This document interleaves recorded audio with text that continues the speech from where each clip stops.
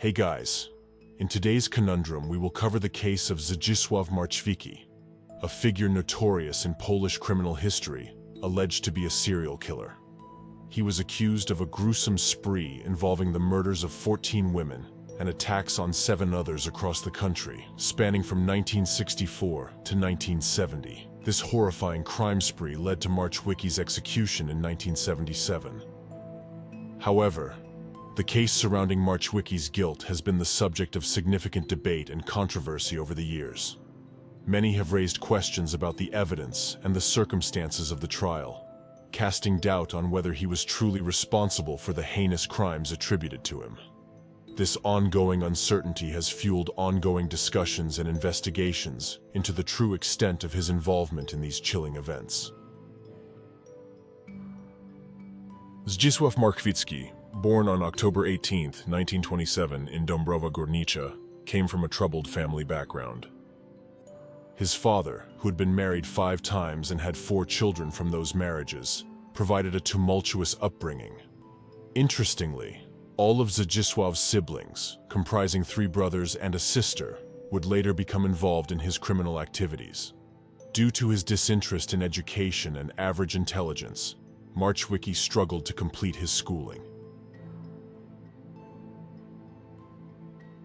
During the dark period from 1964 to 1970, a string of horrific crimes sent shockwaves through the Dąbrowa Basin and Upper Silesia regions of Poland.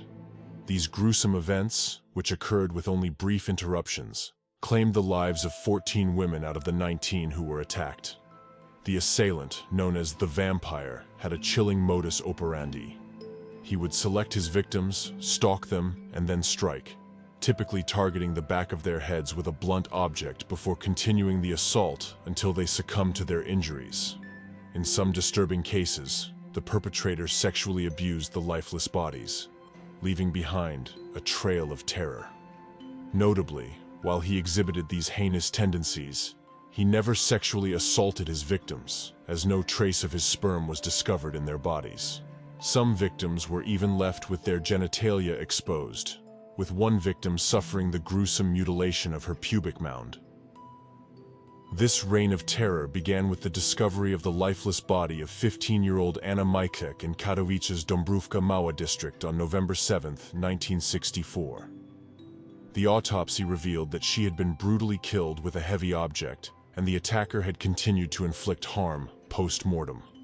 The assailant then moved her body, undid her coat, and exposed her genitals. Despite an investigation by the Ministry of Defense, the perpetrator remained at large.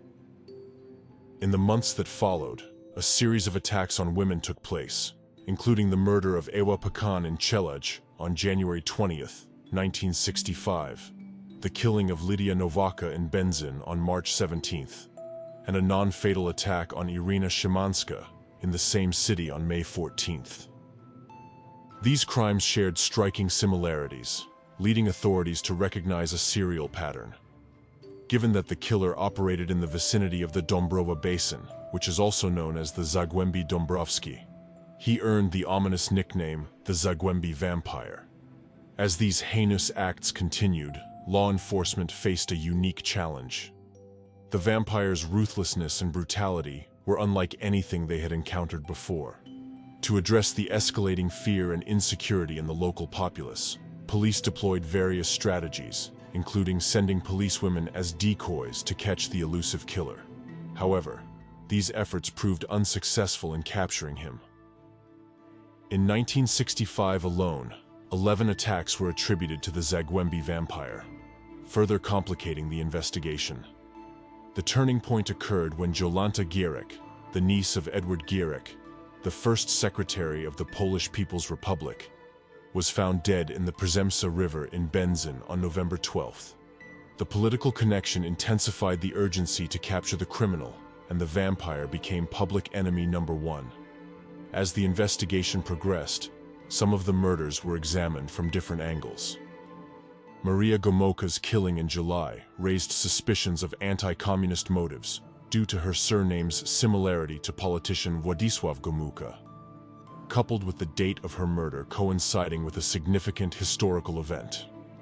Additionally, Jadwiga Sunciak had family members in high-ranking positions in the militia, adding complexity to the case.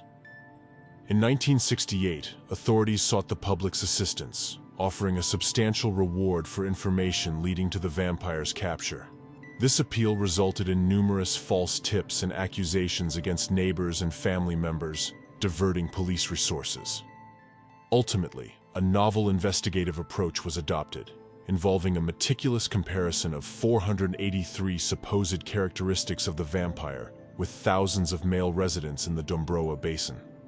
This process narrowed the list of potential suspects to 267 individuals, with Zdzislaw Marchwicki ranking fourth.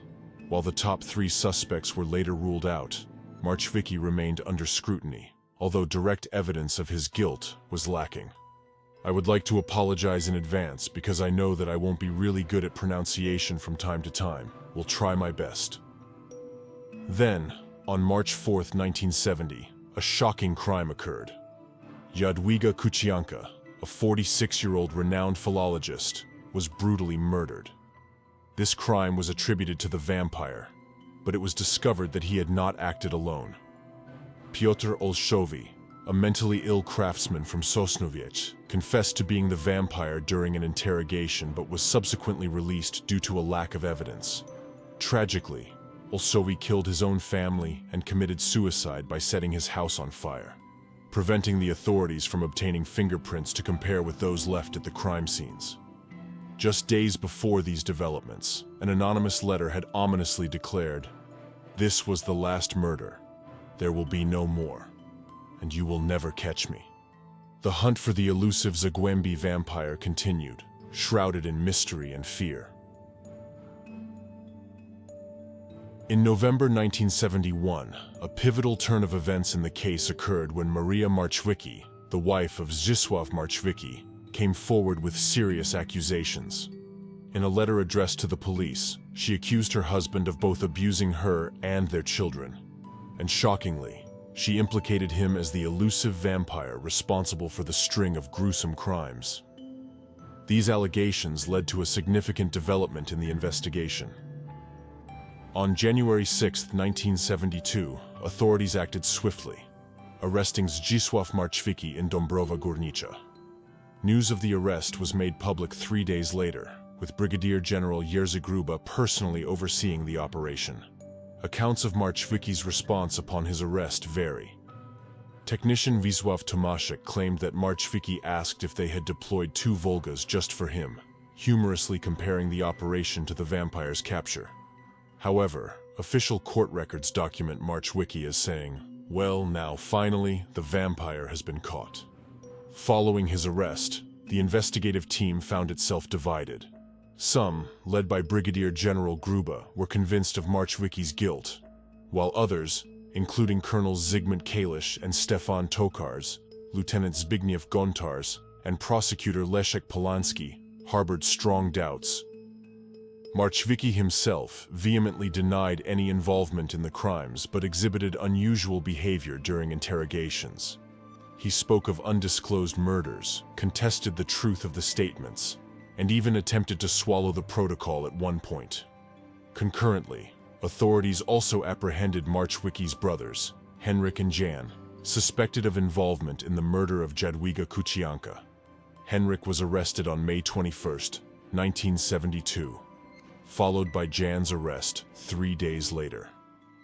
Jan, an employee at the Faculty of Law at the Silesian University, had a conflict with Kucianka, who had accused him of bribery and questioned the integrity of the university due to his sexual orientation. Fearing exposure, Jan persuaded Zdzisław to assist in Kucianka's murder. Further arrests followed, including that of the Marchwicki's sister, Halina Flak, on July 4, 1972, and Jan's lover, Józef Klimczak, on November 11. Klimczak later testified to Jan's participation in the murder. The final arrest occurred on December 29, when Flak's son, also named Zdzisław, was detained. The exhaustive investigation spanned over 2 years, resulting in a case file consisting of a staggering 166 volumes. The trial commenced on September 18, 1974, at the Factory Club of Zakłady Zinkowe Silesia in Katowice, with entry limited to those who obtained special tickets due to the notoriety of the proceedings. Presided over by Justice Władysław Ochman, the trial featured prosecutors Józef Gurgel and Zenon Kopinski, while Marchwicki was represented by prominent lawyers Bolesław Andryszak and Mieczysław Frelich. The primary defendant, Zdzisław Marchwicki, faced a staggering 23 charges, including the gravest of all, 14 counts of murder and 7 counts of attempted murder. The charges appeared substantiated given his history of family abuse, confrontations with law enforcement, embezzlement of public property, and other offenses. Jan Marchwicki faced 8 charges, notably for incitement and participation in Jadwiga Kucianka's murder, while Henryk Marchwicki and Józef Klimczak were accused of complicity in Kucianka's murder. Halina Flak faced charges of selling stolen property, and her son, Zdzisław Flak, was accused of failing to report the crimes to authorities. On July 28, 1975, the court delivered its verdicts for all 6 defendants. On July 28, 1975, the court delivered its verdicts for all 6 defendants. Zdzisław and Jan Marchwicki received the death penalty, while Henryk was sentenced to 25 years in prison. Józef Klimczak received a 12-year sentence, and Halina and Zdzisław Flak were both sentenced to 4 years. On April 26, 1977, at 9 p.m., Zdzisław Marchwicki met his fate when he was hanged in a specially constructed police garage in Katowice. His brother Jan faced the same fate an hour later, executed in another garage. Both were laid to rest in unmarked graves at a designated cemetery for criminals, with Zdzisław's grave numbered 39, adjacent to another infamous serial killer, Bogdan Arnold. In 1997, following the abolition of the death penalty in Poland, President Aleksander Kwaśniewski decreed the destruction of the cemetery, erasing this macabre chapter from the nation's history. The aftermath of the Zagłębie vampire case had profound and sometimes troubling implications for the individuals involved. Henryk Marchwicki, sentenced to 25 years in prison, faced harassment by the militia, pressuring his family to take drastic actions. They demanded his wife's divorce and a name change, threatening to imprison her and place their children in an orphanage. In 1985, they were falsely informed of Henryk's death in prison, only to discover in 1990 through the media that he was still alive. Even while incarcerated, Henryk initiated a campaign to clear his and his brother's names, which continued after his release in November 1992. In 1998, he died under suspicious circumstances, officially attributed to a fall down the stairs resulting in a broken spine, followed by his death while intoxicated. The investigation into his death was later discontinued. Halina and Zdzisław Flak, released from prison, had different outcomes. Halina received amnesty, while Zdzisław had his sentence reduced to 32 months before being released. Józef Klimczak, released in February 1982 due to prison overcrowding, went on to live in a major city in northern Poland, with some sources erroneously claiming he had emigrated to Sweden. He married and started a family. Police records indicated that he had been coerced into cooperating with the investigation under the alias Jastrzęb, but he gave only one interview and adamantly refused further cooperation. Doubts persist regarding the guilt of those involved in the case. The 2001-2002 series, paragraph 148, Kara Śmierci, directed by Maciej Żurawski, presented Zdzisław Marchwicki as innocent, offering testimony from contemporary militia officers and lawyers that suggested the entire case was a show trial. Similarly, director Maciej Pieprzyka produced the 1998 documentary Jestem Mordercą, in which he proclaimed Marchwicki's innocence. In the 90s, information emerged that cast doubt on the fairness of the trial. Concerns were raised regarding the fact that Zdzisław Marchwicki had never admitted guilt and was identified primarily by those who believed he matched the suspected profile of the perpetrator. the authorities faced pressure to secure a conviction, and with the only alternative suspect, Piotr Olsowy, having taken his own life by self-immolation, not bringing the alleged killer to trial would have cast shame on the justice system. Consequently, the case remains controversial and contentious to this day.